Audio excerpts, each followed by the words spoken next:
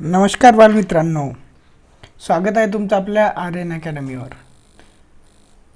बालमित्रांनो, आज आपण इयत्ता 5वीतील परिसर अभ्यास भाग 1 बघणार आहोत.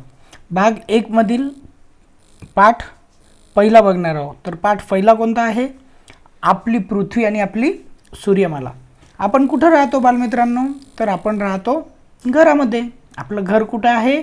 गावामध्ये किंवा शहरामध्ये. शहर कुठे आहे? तालुक्यात, आणि तालुका जिल्ह्यात. जिल्हा महाराष्ट्रात आणि महाराष्ट्र देशात. देश कुठे आहे? तर या पृथ्वीवर आहे. आणि पृथ्वी कुठे आहे? सगळी ही पृथ्वी आपली एका सूर्यमालेत आहे. तर तेच आज आपण बघणार आहोत की आपली पृथ्वी आणि आपली सूर्यमाला काय आहे. तर बघा, मैदानात उभे राहून वर पाहिले असता आपल्याला आकाश दिसते की नाही बरं? आणि रात्रीच्या निरभ्र आकाशात अनेक चांदण्या दिसतात. त्या पृथ्वीपासून खूप दूरवर आहेत. काही चांदण्या मोठ्या ठळक दिसतात, तर काही चांदण्या लहान अंधुक दिसतात. आपण चांदण्यांकडे जरा निरखून पाहिल्यास बऱ्याचशा चांदण्या लुकलुकताना दिसतात. लुकलुकणे म्हणजे काय? तर असं जसं आपण लाईट चालू बंद करतो, तशा त्या चांदण्या काय करतात? आपल्याला लुकलुकताना दिसतात. पण काही चांदण्या लुकलुकत नाहीत. काही चांदण्या काय असतात? फक्त असं जसं आपला लाईट चालूच असते तशा डायरेक्ट आपल्याला दिसतात. आकाशातील सर्व वस्तूंना खगोलीय वस्तू असे म्हणतात. ज्या आकाशामध्ये सर्व वस्तू असतात ना, तर त्यांना काय म्हणतात? खगोलीय वस्तू असं म्हणतात. आता बघा मित्रांनो, चंद्र, सूर्य हे तुलनेने पृथ्वीच्या जवळ आहेत. आपली पृथ्वी आहे, तर पृथ्वीच्या जवळ तुलनेनं चंद्र आणि सूर्य हे तुलनेने पृथ्वीच्या जवळ आहेत. म्हणून त्याचा गोल आकार आपण सहज पाहू शकतो. याशिवाय इतर तारे, ग्रह देखील आपण पाहतो. या सर्व खगोलीय वस्तू आहेत. कळालं का मित्रांनो? ह्या ज्या सगळ्या वस्तू आहेत ह्या खगोलीय वस्तू आहेत. आता हे तुम्हाला काय करायचं आहे? करून पाहायचं आहे. काय करून पाहायचं आहे? साधारण 1 आठवड्याच्या अंतराने 2 वेळा आकाशाचे निरीक्षण करा. हे निरीक्षण रात्रीच्या वेळी खालील मुद्द्यांच्या आधारे करा. काय करायचं आहे तुम्हाला? रात्रीच्या वेळी निरीक्षण करायचं आहे, लक्ष ठेवायचं आहे. कशावर? खगोलीय वस्तूंचे रंग, त्यांचे आकार, त्यांच्या प्रकाशाची प्रखरता, लुकलुकणे. म्हणजे तुम्हाला जर काही तारे वगैरे दिसत असेल तर ते कोणकोणते लुकतात, कोणत्या दिशेला आहे ते तुम्हाला बघायचं आहे. त्यांच्या स्थानामधील बदल. दोन्ही निरीक्षणाच्या वेळी चंद्राच्या प्रकाशित भागाचे चित्र काढायचं. तुम्हाला चंद्र कसा दिसतो तो पण पाहायचा आहे. आणि चंद्राचा प्रकाशित भाग रोज कसा बदलतो हे पण तुम्हाला लक्षात घ्यायचे आहे. आता बघा, आपण बघणार आहोत तारे. ज्या चांदण्या लुकलुकतात त्यांना तारे म्हणतात. म्हणजे जे चांदण्या अशा म्हणजे जसं लाईट चालू बंद केल्याच्या नंतर होते, तसे जर काही चांदण्या आपण पाहिल्या आणि त्या लुकलुकत असतात तर त्यांना काय म्हणतो? आपण तारे म्हणतो. ज्यांचा प्रकाश कमी जास्त होताना दिसतो त्यांना काय? ते तारे स्वयंप्रकाशित असतात. आता बघा मित्रांनो, सूर्य हा एक काय आहे? तारा आहे. आपण सूर्याकडे पाहतो की नाही? सूर्याचं ऊन पडते आपल्याला वगैरे. तर हा जो सूर्य आहे, हा सूर्य काय आहे? एक तारा आहे. इतर ताऱ्यांच्या मानाने तो आपल्यापासून जवळ आहे, म्हणून तो मोठा व तेजस्वी दिसतो. त्याचा प्रखर प्रकाशामुळे आपल्याला दिवसा चांदण्या दिसत नाहीत. म्हणजे चांदण्या दिवसासुद्धा असतात, पण याचा उजेड कसा असते? सूर्याचा खूप जास्त असते, त्याच्यामुळे आपण चांदण्या पाहू शकतो का? हा आहे आपला सूर्य. इथं तुम्हाला चित्रामध्ये दाखवलेला आहे. बघ, आता आपण बघूया ग्रह. ज्या चांदण्या लुकलुकत नाहीत त्यांना ग्रह म्हणतात. म्हणजे जो लाईट चालू बंद होते तो काय? तारा. आणि जो फक्त चालूच राहते तो काय आहे? ग्रह. एवढं लक्षात ठेवायचं. म्हणजे ज्या चांदण्या लुकलुकत नाहीत त्या काय असतात? ग्रह असतात. ग्रहांना स्वतःचा प्रकाश नसतो. त्यांना स्वतःचा असा प्रकाश असतो का? नाही. ग्रहांना स्वतःचा प्रकाश असतो का? नसतो. तर त्यांना ताऱ्यांकडून प्रकाश मिळतो.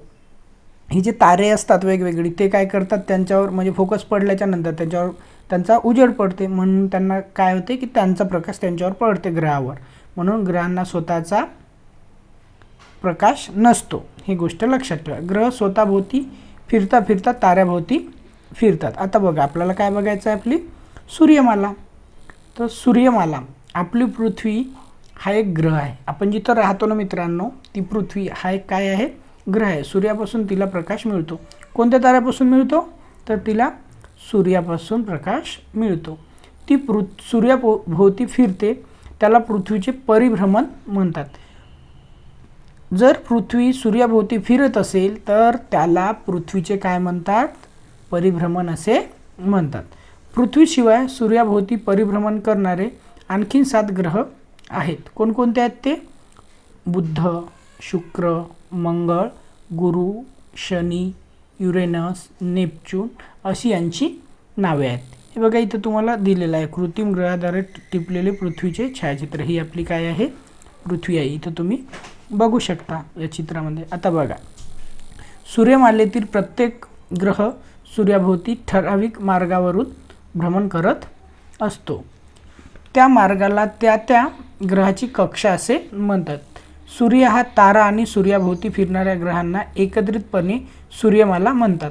जसं मी तुम्हाला मगाशी सांगितलं की हे जे वेगवेगळे ग्रह आहेत आणि सूर्य, इथं एक ग्रह, इथं एक ग्रह, इथं एक ग्रह आणि इथं हा मोठा असा सूर्य, हे याच्या भोवती काय असतात. तर या सूर्य आणि हे सगळे तारा मिळून याला काय म्हणतात? मग आपण सूर्यमाला असे म्हणतो. सूर्यमालेत ग्रहांबरोबर इतरही काही खगोलीय वस्तूंचा समावेश होतो. तर बघा आता सूर्यमालेतील इतर खगोलीय वस्तू हा आहे उपग्रह. आता उपग्रह कशाला म्हणतात? तर काही खगोलीय वस्तू ग्रहांभोवती परिभ्रमण करतात, त्यांना काय म्हणतात? उपग्रह असे म्हणतात. बघा, काही खगोलीय वस्तू ग्रहांभोवती काय करतात? परिभ्रमण करतात, म्हणजेच काय करतात? फिरतात. त्यांना आपण काय म्हणतो? उपग्रह असे म्हणतो. उपग्रहांनाही सूर्यापासूनच प्रकाश मिळत असतो. रात्री आकाशात आपल्याला चंद्र दिसतो, तो स्वतःभोवती फिरता फिरता पृथ्वीभोवतीही फिरतो. चंद्र काय करत असतो की स्वतःभोवती तर फिरतोच, पण तो पृथ्वीभोवती सुद्धा फिरतो. पृथ्वी कोणाभोवती फिरते? सूर्याभोवती फिरते. आणि पृथ्वीच्या भोवती कोण फिरतो?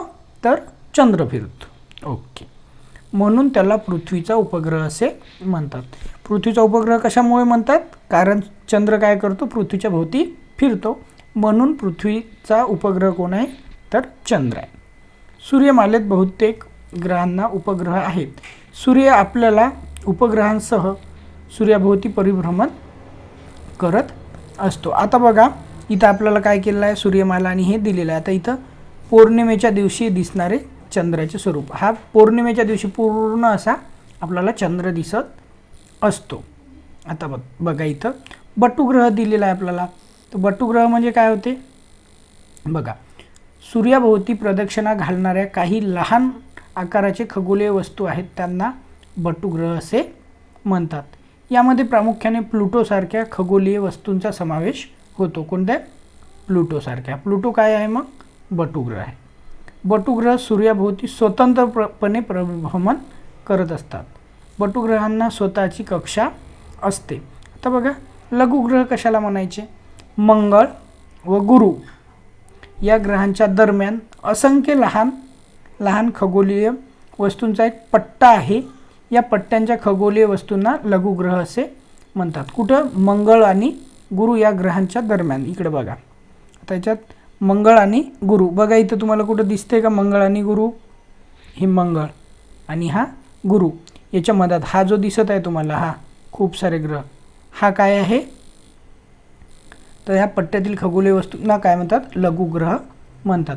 लघुग्रह देखील सूर्याभोवती स्वतंत्रपणे परिभ्रमण करतात. सूर्याच्या तुलनेत सूर्यमालेतील इतर खगोलीय वस्तू आकाराने खूपच लहान आहेत. चंद्र पृथ्वीच्या सगळ्यात जवळ आहे.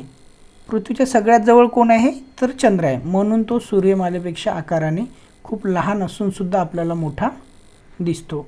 खाली आपल्या सूर्यमालेची आकृती दिली आहे. त्यात मध्यभागी सूर्य आणि त्याभोवती परिभ्रमण करणाऱ्या खगोलीय वस्तू व त्यांच्या कक्षा दाखवलेल्या आहेत. सूर्यमालेतील ग्रह, उपग्रह, लघुग्रह, बटुग्रह यांचा समावेश होतो. बघा, आपल्या सूर्यमालेत काय काय येते? बटुग्रह, लघुग्रह हे येत असतात. इथं तुम्हाला हा जो आहे लाल फडक, हा काय आहे? सूर्य आहे. हा कोण आहे? बुध. हा शुक्र. हा आपली काय आहे? पृथ्वी. आणि हा छोटासा पृथ्वीच्या भोवती आपल्याला चंद्र दिसत आहे. हा मंगळ दिसते. हा लघुग्रह आहे. हे इथं पूर्ण पट्टा जो दिसत आहे, हे पूर्ण असा हा गोल असा हा लघुग्रहांचा पट्टा असतो. हा कुठं आहे? तर गुरु आणि मंगळ यांच्या मध्ये आहे. हे बघा, हे समजा हा आहे मंगळ. ओके, हा त्याच्यानंतर हा काय आहे? गुरु आहे. याच्यामधला जो पट्टा आहे तो काय आहे? तर लघुग्रहाचा पट्टा आहे. ठीक आहे मित्रांनो, मग हे शनी, नेपच्यून आणि हे इकडं बटुग्रह आपल्याला दिलेले आहेत. आता बघा सूर्यमाले हे सांगा पाहू. सूर्यमालेच्या चित्राचे निरीक्षण करा व पुढील प्रश्नांची उत्तरे द्या. सूर्याच्या सर्वात जवळचा ग्रह कोणता आहे, त्याच्यानंतर पृथ्वी सूर्यापासून कितव्या स्थानावर आहे, पृथ्वी व बुध यांच्या दरम्यानचा ग्रह कोणता आहे, मंगळ ग्रहाच्या कक्षेच्या बाहेर असणाऱ्या ग्रहांची नावे लिहायची आहेत आणि सूर्यापासून सर्वात दूरचा ग्रह कोणता आहे ते तुम्हाला सांगायचं आहे. चला तर आता आपण बघूया गुरुत्वाकर्षण म्हणजे काय आणि गुरुत्वाकर्षण कशाला म्हणतात. बघा, खगोलीय वस्तूंमध्ये एकमेकांना स्वतःकडे खेचण्याची म्हणजेच आकर्षित करण्याची शक्ती असते. या शक्तीला गुरुत्वाकर्षण शक्ती म्हणतात. बघा मित्रांनो, तुम्ही जर कधी एकमेकांना दोरी रस्सी हे केली असेल, इथं दोरीची गाठ असते, इकडून काही जण ओढतात आणि इकडून दोन्हीकडची जर सारखीच ताकद असेल तर ती गाठ एकाच जागी दिसते. किंवा आपण सीसॉ खेळतो, इकडून आणि इकडून आपण बगीच्यामध्ये इकडून एक जण बसते आणि इकडून एक जण, तर दोघांचंही वजन सारखंच असेल तर आपण या साईडला नाही जात, येईन. आणि जर तुमच्या मित्राचं जास्त वजन असेल तर आपण इकडून वर जातो, आपण इकडून जास्त फोर्स लावला की हा इकडून वर जातो. तसंच गुरुत्वाकर्षणाचं कसं असते की हा इकडं ओढते, हे इकडं ओढते, मग हे कॉन्स्टंट दिसते. म्हणजे त्या काय असते तर खगोलीय वस्तूंच्या एकमेकाकडे स्वतःकडे खेचण्याच्या म्हणजेच आकर्षित करण्याच्या शक्तीला काय म्हणतात, गुरुत्वाकर्षण असे म्हणतात. हे कळालं. सूर्याची ग्रहावर कार्य करणारी गुरुत्वाकर्षण शक्ती तसेच ग्रहाची सूर्यापासून दूर जाण्याची प्रवृत्ती यांच्या एकत्रित परिणामामुळे ग्रह पृथ्वीभोवती ठराविक अंतरावरून ठराविक कक्षेत परिभ्रमण करत असतात. याच पद्धतीने उपग्रह ग्रहांभोवती परिभ्रमण करत असतात. उपग्रह कोणता आहे, पृथ्वीचा चंद्र आहे. शाबास. त्यानंतर बघा मित्रांनो, पुढील गोष्टी कोणत्या दिशेने पडतात ते तुम्हाला सांगायचं आहे. झाडावरून गळालेली पाने कुठे पडतात, खाली जमिनीवर पडतात किंवा आकाशात पडतात. बरं, पाने असो, फुले असो किंवा फळे असो. त्यानंतर डोंगरावरून सुटे झालेले खडक, डोंगरावरून जर तुम्ही एखादा दगड फेकला खाली तर तो त्या असा डोंगर आहे, इथून जर काही फेकलं तुम्ही तो खाली येईल की वर येईल. त्याच्यानंतर आकाशातून येणारा पाऊस, आता हे आकाश आहे आणि आकाशातून पाऊस पडत आहे, तो जमिनीवर पडेल की वर जाईल, जमिनीवर पडेल. पृथ्वीच्या गुरुत्वाकर्षणामुळे पृथ्वीवरील सर्व वस्तू पृथ्वीवरच राहतात. एखादी वस्तू जोरात वर फेकली की ती शेवटी जमिनीवरच येऊन पडते. तुम्ही जर चेंडू घेतला बॉल आणि वर फेकला तर तो खाली पडतो की वरच राहतो, खाली पडतो. बघा, आता नवीन शब्द काय आहे तर अवकाश. अवकाश म्हणजे काय, ग्रह तारे यांच्या दरम्यान असणारी रिकामी जागा म्हणजेच अवकाश होय. यालाच अंतराळ असेही म्हणतात. बघा, आता पृथ्वीपासून दूर आकाशात दिसणाऱ्या खगोलीय वस्तूविषयी मानवाला नेहमीच कुतूहल आहे. त्याविषयी संशोधन करण्यासाठी तिथपर्यंत यायला हवे असे त्याला वाटले, म्हणजे माणसाला वाटले. परंतु पृथ्वीवरून एखादी वस्तू आकाशात पाठवण्यासाठी तिला पृथ्वीच्या गुरुत्वाकर्षणाच्या विरुद्ध शक्ती द्यावी लागते. त्यासाठी वापरात येणाऱ्या तंत्रास अवकाश प्रक्षेपण तंत्र असे म्हणतात. बघा, आता आपण बघूया अवकाश प्रक्षेपण काय असते ते. हे बघा, भारतीय अवकाश मोहीम ही काय आहे, चंद्रयान आहे. इथं तुम्हाला जे दिसत आहे ते भारतीय अवकाश संशोधन संस्था म्हणजेच ISRO, Indian Space Research Organisation. हे काय आहे, इस्रोचा लॉंग फॉर्म आहे. यामार्फत चंद्रावर 22 ऑक्टोबर 2008 रोजी यान सोडले होते. कोणतं, चंद्रयान 1 म्हणजेच 1 या नावाने ही मोहीम ओळखली जाते. मंगलयान हा भारताचा आणखीन एक महत्त्वाचा उपग्रह आहे. हा उपग्रह MOM मार्स ऑर्बिट मिशन या नावाने प्रसिद्ध आहे. 5 नोव्हेंबर 2013 रोजी मंगलयान ग्रहाच्या दिशेने झेपावले म्हणजे उडाले. हे यान मंगळ ग्रहाभोवतीच्या कक्षेत 24 सप्टेंबर 2014 रोजी प्रस्थापित झाले. पहिल्याच प्रयत्नात इस्रोने हे यश प्राप्त केलेले आहे. भारताची ही दोन्ही याने मानवविरहित आहेत. चंद्र व मंगळाच्या सखोल अभ्यासासाठी ही याने पाठवलेली आहेत. ही बघा, मंगळयान दिलं इथं, मंगळयान काढलेलं भारतीय प्रदेशाचं हे काय आहे, फोटो आहे मित्रांनो. आता बघा, आपल्याला इथं बघायचं आहे, आपण दिवाळीला तुम्ही काय करत असाल, रॉकेट वगैरे उडवत असाल ना, हा असं असते बघा रॉकेट नावाचा फटाका. त्याने झपाट्याने ज्वलन होऊन खूप ऊर्जा निर्माण होते आणि रॉकेटच्या रचनेमुळे फटाका ठराविक दिशेने वेगाने ढकलला जातो. आपण काय करतो, त्याला खालून काडी पेटीनं आग लावतो आणि इथं आग लावल्याच्या नंतर काय होते, हा झपकन वर निघून जाते. तसंच रॉकेटचं पण असते. आता बघा, अग्निबाणाच्या सहाय्याने अवकाश प्रक्षेपण हे या ठिकाणी दिलेलं आहे. हे बघा, आता अवकाशात प्रक्षेपण करण्यासाठी शक्तिशाली अग्निबाणाचा म्हणजेच रॉकेटचा उपयोग करतात. रॉकेटमध्ये प्रचंड प्रमाणावर इंधन जाळले जाते आणि त्यामुळे हजारो टन वजनाचे अवकाशात अंतराळात नेले जाते. 20व्या शतकात जगातील काही देशांनी अवकाश प्रक्षेपण तसेच अवकाशासंबंधित तंत्रज्ञान विकसित केले. शेकडो अवकाशांचे अंतराळात पाठवली. आपला देश अवकाश प्रक्षेपण तंत्रज्ञानाच्या विकासासाठी प्रसिद्ध आहे. काही अवकाशयाने कायमच्या अंतराळावर राहतात, काही पृथ्वीवर परत येतात, तर काही दुसऱ्या ग्रहावर किंवा उपग्रहावर उतरवली जातात. काही मोहिमांमध्ये वैज्ञानिकसुद्धा अवकाशातून जातात, त्यांना अंतराळवीर म्हणतात. म्हणजे काय करतात की माणसं, तुम्हीसुद्धा अंतराळात जाऊ शकता. कशात? त्या मशीनमध्ये बसून. त्याला आपण काय म्हणतो? अवकाश. आणि जो व्यक्ती असते त्याला आपण अंतराळवीर असं म्हणत असतो. तर आपले काही अंतराळवीर आहेत का आपल्या देशातले? तर हो आहेत. कोणते भारतीय अंतराळवीर? तर हे इथं तुम्हाला जो फोटो दिसत आहे त्यांचं नाव आहे राकेश शर्मा. 1984 साली अवकाशात जाणारे पहिले भारतीय अंतराळवीर होते. हे कोण? तर राकेश शर्मा. इस्रो व सोव्हिएत इंटरकॉस्मॉस यांच्या संयुक्त अंतराळ मोहिमेसाठी अवकाश स्थानकात त्यांनी 8 दिवस वास्तव केले. अवकाशामध्ये म्हणजे आभाळामध्ये किती दिवस राहिले ते? 8 दिवस राहिले. अवकाशातून भारताकडे पाहताना त्यांना भारतीयांना सारे जहां से अच्छा हिंदुस्तान हमारा हा संदेश पाठवला. कुठून? तर तिथून त्यांनी हा संदेश आपल्याला पाठवलेला आहे. आता याची माहिती मिळवायची आहे. भारतीय वंशाच्या अंतराळवीर कल्पना चावला आणि सुनीता विल्यम यांचे कार्य तुम्हाला सांगायचे आहे. आणि कृत्रिम उपग्रह काय? तर शेती, पर्यावरणाचे निरीक्षण, हवामान अंदाज, नकाशे तयार करणे, पृथ्वीवरील पाणी, खनिज संपत्तीचा शोध घेणे, संदेशवहन कृत्रिम उपग्रह वापरतात. पृथ्वीभोवती एका परिभ्रमण कक्षेत ते स्थापित केले जातात. कृत्रिम उपग्रह अनेक वर्षांपर्यंत पृथ्वीभोवती फिरत ठेवता येतात. आता तुम्हाला माहीत असेल आपल्या मोबाईलला रेंज वगैरे येते, ते कुठून येते, त्याचे काय असतात, वेगवेगळे ग्रह असतात. आता हे तुम्हाला हे नेहमी लक्षात ठेवायचं आहे. काय? तर पृथ्वीपासून सजीव सृष्टी असलेला एकही ग्रह अवकाश संशोधकांच्या अद्याप आढळलेला नाही. म्हणजे जसं आपण पृथ्वीवर माणूस राहते तसं दुसऱ्या कुठल्याही ग्रहावर आजपर्यंत असा माणूस सापडलेला नाही आहे. त्यामुळे आपली पृथ्वी हा एक अनमोल ग्रह आहे. पृथ्वीवरील पर्यावरणाची कोणत्याही कारणाने होणारी हानी सजीवसृष्टीच्या ऱ्हासाला कारणीभूत म्हणजे संपण्याला कारणीभूत ठरते. तर आपण या चॅप्टरमध्ये, या धड्यामध्ये आपण काय शिकलो? तर सूर्य हा एक तारा आहे. सूर्यमालेतील इतर सर्व खगोलीय वस्तूंना सूर्यापासून प्रकाश मिळतो.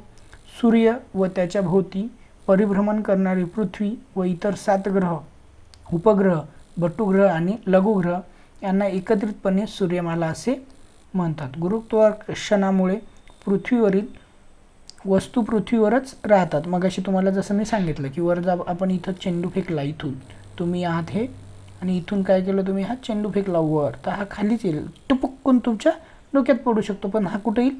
खालीच येईल. हा वरच्या वरच राहील का? नाही राहील. अवकाश परिभ्रमण करण्यासाठी पृथ्वीच्या गुरुत्वाकर्षणाच्या बाहेर पडावे लागते. यासाठी अग्निबाणाचे तंत्रज्ञान वापरतात. मित्रांनो, तुम्हाला हा पाठ समजला असेल. याच्यानंतर आपण हा स्वाध्याय आहे तुमचा, हा तुम्ही स्वतः सोडवायचा आहे आणि मला सांगायचं आहे की स्वाध्यायामध्ये तुम्हाला काही प्रॉब्लेम आला का. यानंतर आपण पृथ्वीचे फिरणे बघणार आहोत, पण हे समोरील भागात बघणार आहोत. आणि तर तुम्ही जर आतापर्यंत आपल्या आर्यन अकॅडमी या चॅनलला सबस्क्राईब केलेलं नसेल तर आपल्या चॅनलला सबस्क्राईब करून घ्या आणि बाजूला असलेलं बेल आयकॉन प्रेस करा, जेणेकरून तुम्हाला प्रत्येक व्हिडिओची नोटिफिकेशन येत राहील आणि आमचा प्रत्येक व्हिडिओ तुमच्यापर्यंत पोहोचत जाईल. तर धन्यवाद मित्रांनो.